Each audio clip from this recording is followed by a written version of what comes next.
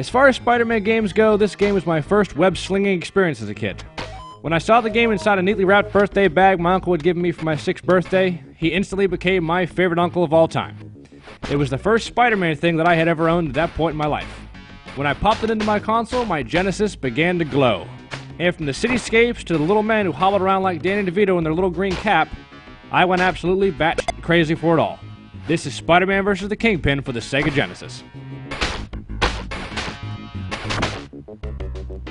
Now, just like any other superhero game, this game has a premise that you've probably heard before.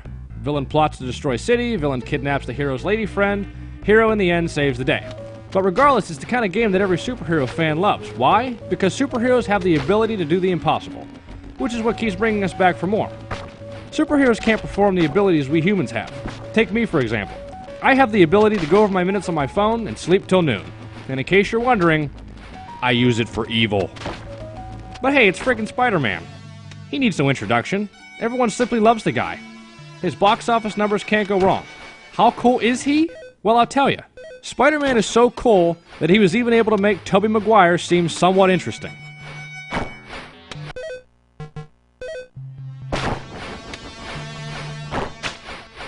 Developed by Technopop and published by Sega, Spider-Man vs. the Kingpin features a protective shield which comes in handy when you're facing relentless villains and those creatures that seem to come out of nowhere.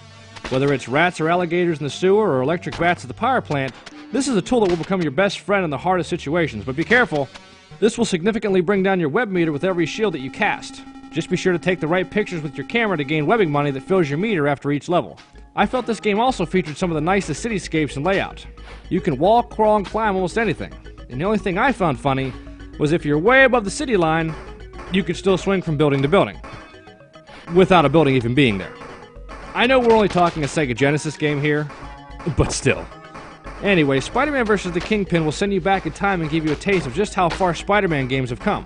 These days you have Spider-Man Web of Shadows, Edge of Time, or even Shattered Dimensions. I'd like to give you a taste of my thoughts on the Spider-Man games of today. It's one thing to try something different to gain interest in an old idea.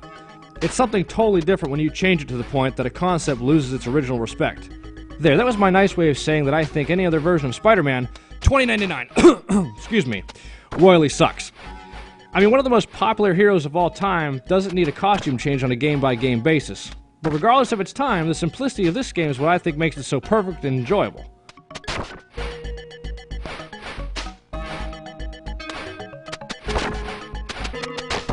For its time, it's one of the better Spider-Man games out there.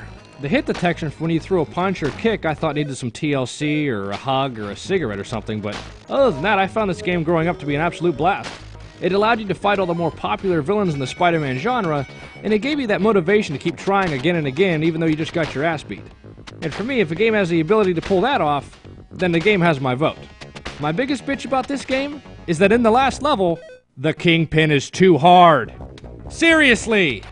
I mean, he's only one man. I don't care if he is as huge as Michael Clark Duncan in Daredevil. The only way I've ever beaten this game is with cheat codes, and it should never come down to that. I mean, if you have cheat codes, it makes your life a little easier, but even then it's hard. If you play without codes, then you might as well find yourself a new red-headed beauty while you're at it, because Mary Jane is going to be taking a little bath, and bathe she will, in your stew of failure, Spidey.